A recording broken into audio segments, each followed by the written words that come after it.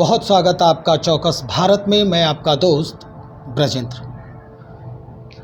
नीतीश सरकार के लिए एक परेशानी भरी खबर आ रही है। दरअसल ये परेशानी किसी और के तरफ से नहीं है, लेकिन उनके तरफ से है जो आज से नहीं बल्कि कई वर्षों से वित्त रहित शिक्षक के नाम से जाने जा रहे हैं। वित्त रहित शिक्षा की जो स्थिति है अपने राज्य में, वो 1980 से 85 के दौरान से ही शुरुआत की गई थी इसकी, और सरकार उस समय बड़े ही तवज्जो से इसे देखा था। और सरकार के इस नज़रिए को कई वर्षों के बाद भी आज इस परिस्थिति में पहुंचाने वाली अगर बात होती है तो वो निश्चित तौर पर सरकार के ही मुलाजिमों के हाथ होती है। चलिए, हम इसी बनिस्पत बात करने पहुँचे। हमारे साथ राजकिशोर प्रसाद साधु जी हैं, जो वित्त रहित शिक्षा जगत के अध्यक्ष हैं, उनके संघ के अध्यक्ष हैं। इन्हीं से बात करने का प्रयास कर रहे हैं कि इन लोग भी जो है आंदोलन के मूड में है। क्या है साधु जी, क्या लग रहा है फिर से आप लोग आंदोलन करने के मूड में हैं? सवाल यह है कि हम लोग आश्वासन पर बहुत लंबे समय से हम लोग इस विद्यालय में कार्य कर रहे हैं, जबकि हम लोग का कोई दोष नहीं है। हम लोग तो केवल बच्चों को शिक्षा देते रहे, उस समय से दे रहे हैं जब सरकार के पास किसी तरह का कोई विद्यालय नहीं था, देहात से लेकर शहर तक। और यह सेकेंडरी 715 माध्यमिक विद्यालय बच्चों में 2 लाख प्रति वर्ष बच्चे इससे उत्तीर्ण हुआ करते थे और शिक्षा प्राप्त करते थे। लेकिन सरकार ने एक साजिश के तहत 26/3/2008 को वित्त रहित शिक्षा नीति समाप्त किया, और समाप्त करने के बाद उत्तीर्ण छात्र श्रेणीवार छात्र के आधार पर अनुदान देने की घोषणा किया।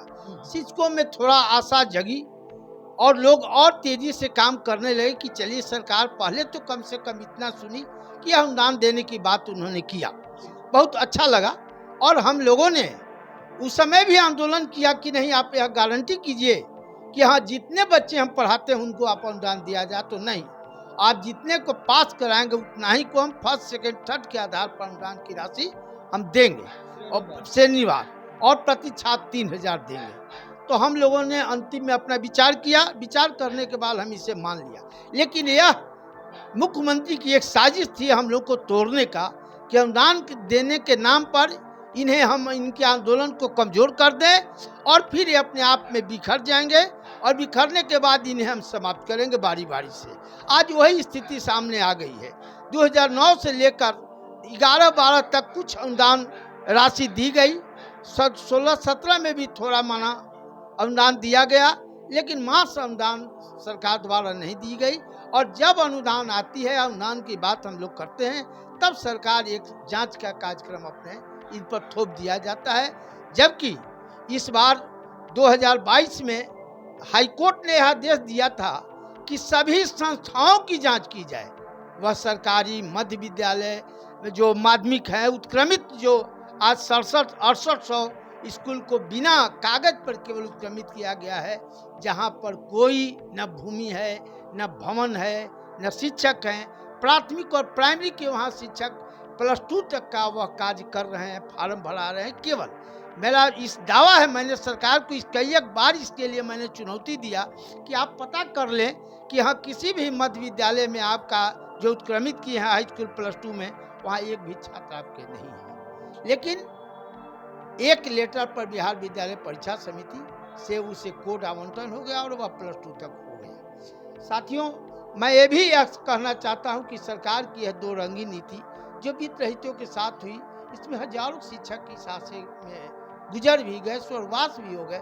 लेकिन कई बार सरकार के ध्यान को आकर्षित किया गया, लेकिन उन्होंने नहीं सुना। जबकि यह किया गया, बीच में ऐसी बातें आई थी कि 2012 से लेकर के 2022 तक मध्य विद्यालय को उत्क्रमित वहाँ नहीं किया जाता था, जहाँ पर यह अनुदानित 715 माध्यमिक विद्यालय थे।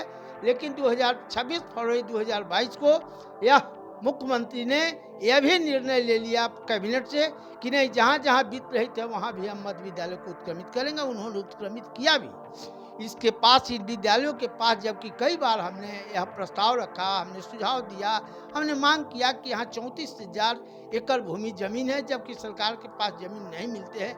और ये भी सरकार की ही जमीन है, ये जितने भी 715 माध्यमिक विद्यालय हैं ये सभी सरकार के ज़मीन है और इस पर भवन बने हैं वो भी सरकारी हैं। बच्चे भी सरकारी इसलिए है कि सारी योजना का लाभ उन्हें मिलता है। केवल शिक्षक जो यहाँ 8500 शिक्षक कर्मचारी हैं, केवल उनको सरकार नहीं मानती है और उन्हें कोई भी राशि अलग से नहीं देती। हमने कहा था कि अनुदान के बदले एक वेतन मानदेय तय कर दें, हमको वही दे ताकि हम अपने बाल बच्चे या बूढ़े माँ बाप का हम भरण पोषण कर सके, लेकिन ऐसा नहीं किया। साधु जी, एक सवाल ये है कि सरकार से हाल में, चूंकि के पाठक आए हैं अभी जब से शिक्षा विभाग को बड़े तंदुरुस्ती के कगार पर ले जा रहे हैं और बड़ा ही टाइट व्यवस्था कर दिया है, उनसे मुलाकात हुई, इस बनिस्बत बातचीत किया आप लोगों ने? आपने बहुत सुंदर सवाल किया है के पाठक साहब का। मैं उनके आने के बाद मेरा स्वभाव रहा है, संगठन का यह नियम रहा है कि किसी अफसर को मिल करके उनके कार्य के लिए मनोबल को बढ़ाना।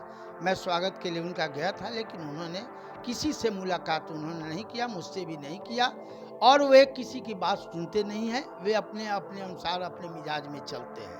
ऐसी स्थिति में उनसे अनुदान के लिए परीक्षा समिति से आवेदन भेजवाया गया था, लेकिन उन्होंने स्पष्ट कर दिया कि नहीं, जांच होगी तब पैसा मिलेगा। जबकि मैंने स्पष्ट कहा था कि 11 साल का अनुदान बाकी है, इसे दे दिया जाए। साथ ही 2014, 15 एवं 15-16 का अनुदान राशि जब पूर्व का बकाया स्वीकृत है तो उस राशि को दे दिया जाए, ताकि शिक्षक उसके आशय में गुजर गए हैं, अब उनके परिजनों को मिलना है।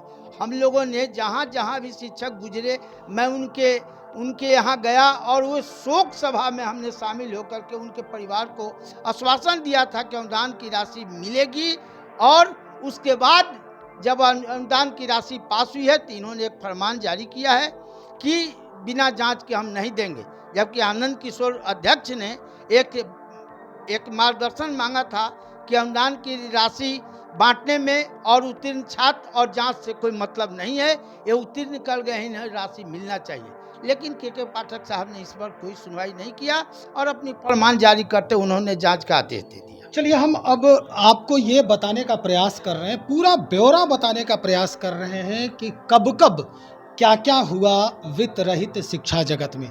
कितने विद्यालय हैं, माध्यमिक विद्यालय हैं, कितने इंटर स्तरीय, जिसको हम प्रवेशिका कहते हैं, जो प्रवेश जहाँ से इंटर पास करते हैं बच्चे, वो कितने महाविद्यालय हैं, कॉलेज हैं और कितने डिग्री कॉलेज हैं। हमारे पास एक आंकड़ा है जिसे हम आपको बताने जा रहे हैं कि 715 माध्यमिक विद्यालय हैं जो सरकार से मान्यता प्राप्त है। 1980 और 85 के दौरान, जैसा कि मैंने पहले भी बताया था आपको, इनको मान्यता मिली है और लगभग 3400 एकड़ में ज़मीन जो है, 3400 एकड़ ज़मीन जो है इनके ज़िम्मे रखी गई है। और गौरतलब ये भी है कि ज़मीन राज्यपाल, महामहिम राज्यपाल महोदय के नाम से ये नामित है। 715 माध्यमिक विद्यालय, जिसमें 500 बॉयज़ स्कूल हैं, यानी छात्रों के लिए अलग, छात्राओं के लिए अलग, और 215 गर्ल्स स्कूल हैं। सरकार हमेशा कहती है बेटी बचाओ बेटी पढ़ाओ, लेकिन 215 जो बच्ची का स्कूल है, यानी गर्ल्स स्कूल जो है, वो भी उसी स्थिति में अभी तक पहुंची हुई है। अब इसके आगे हम बढ़ते हैं कि जो इसके शिक्षकेतर कर्मचारी हैं और शिक्षक हैं, 715 जो माध्यमिक स्कूल हैं, इसमें लगभग 8500 टोटल जो कर्मचारी हैं, शिक्षक हों या क्लर्क हों, इनको मिलाकर 8500 लोग इसमें काम कर रहे हैं, 8500। अब आगे बढ़ते हैं हम, ये कि 599 लगभग 600 इंटर कॉलेज हैं, 4200 एकड़ ज़मीन इसके नाम भी अधिकृत है और ये ज़मीन भी महामहिम राज्यपाल के नाम से नामित है, रजिस्टर्ड है। इसमें लगभग 11,980 शिक्षक और अन्य कर्मचारी हैं। अब हम बात करते हैं जो संबद्धता प्राप्त है, कई विश्वविद्यालयों से जो संबद्ध हैं, इनके जो डिग्री कॉलेज हैं वित्त रहित शिक्षा जगत के, वो लगभग 240 हैं इसकी संख्या।